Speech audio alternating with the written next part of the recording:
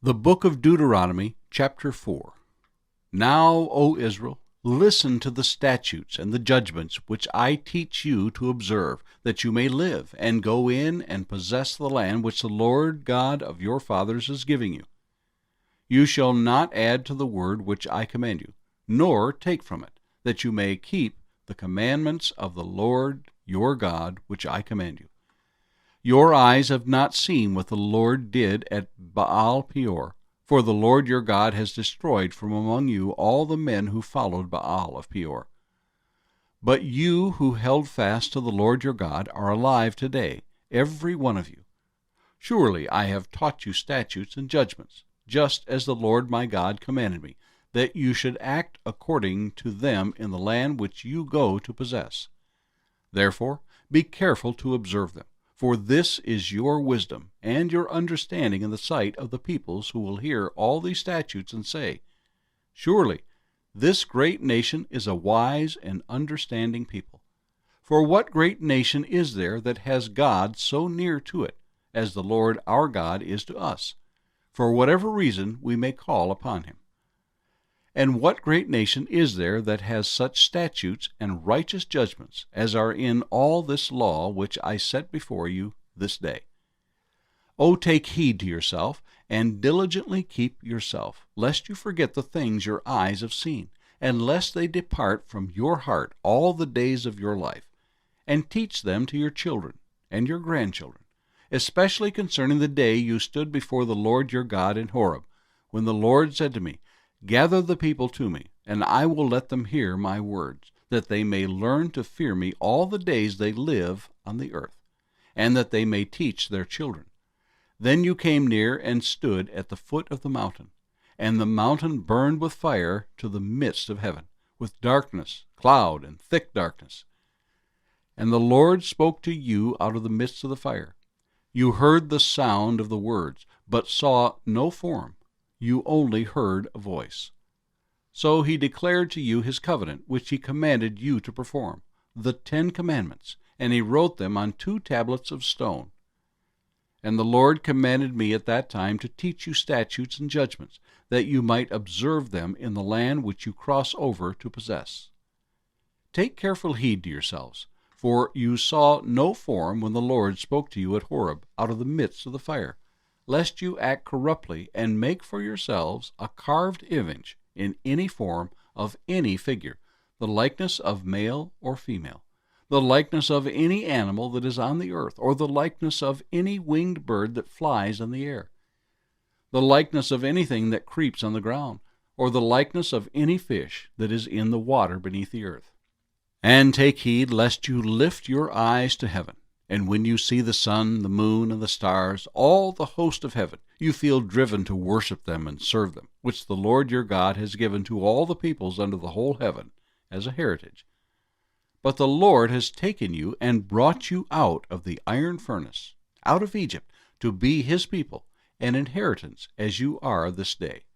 Furthermore, the Lord was angry with me for your sakes, and swore that I would not cross over the Jordan, and that I would not enter the good land which the Lord your God has given you as an inheritance. But I must die in this land. I must not cross over the Jordan, but you shall cross over and possess that good land. Take heed to yourselves, lest you forget the covenant of the Lord your God which he made with you, and make for yourselves a carved image in the form of anything which the Lord your God has forbidden you. For the Lord your God is a consuming fire, a jealous God. When you beget children and grandchildren, and have grown old in the land, and act corruptly, and make a carved image in the form of anything, and do evil in the sight of the Lord your God to provoke him to anger, I call heaven and earth to witness against you this day, that you will soon utterly perish from the land which you cross over the Jordan to possess. You will not prolong your days in it, but will be utterly destroyed. And the Lord will scatter you among the peoples, and you will be left few in number among the nations where the Lord will drive you. And there you will serve gods, the work of men's hands, wood and stone, which neither see nor hear nor eat nor smell. But from there you will seek the Lord your God, and you will find him if you seek him with all your heart. and with all your soul. When you are in distress, and all these things come upon you in the latter days, when you turn to the Lord your God and obey his voice, for the Lord your God is a merciful God, he will not forsake you, nor destroy you, nor forget the covenant of your fathers which he swore to them. For ask now concerning the days that are past, which were before you, since the day that God created man on the earth, and asked from one end of heaven to the other, whether any great thing like this has happened, or anything like it has been heard. Did any people ever hear the voice of God speaking out of the midst of fire, as you have heard, and live?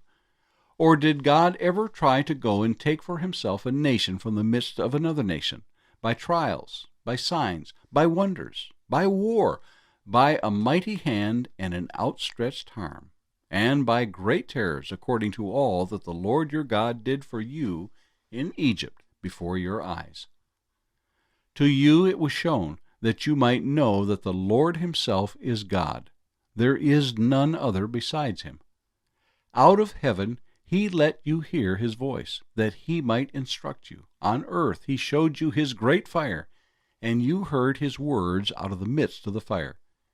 And because he loved your fathers, therefore he chose their descendants after them, and he brought you out of Egypt with his presence, with his mighty power, driving out from before you nations greater and mightier than you, to bring you in, to give you their land as an inheritance, as it is this day. Therefore know this day and consider it in your heart, that the Lord himself is God in heaven above and on earth beneath. There is no other. You shall therefore keep his statutes and his commandments, which I command you today, that it may go well with you and with your children after you, and that you may prolong your days in the land which the Lord your God is giving you for all time. Then Moses set apart 3 cities on this side of the Jordan, toward the rising of the sun, that the manslayer may flee there, who kills his neighbor unintentionally, without having hated him in time past, and that by fleeing to one of these cities he might live.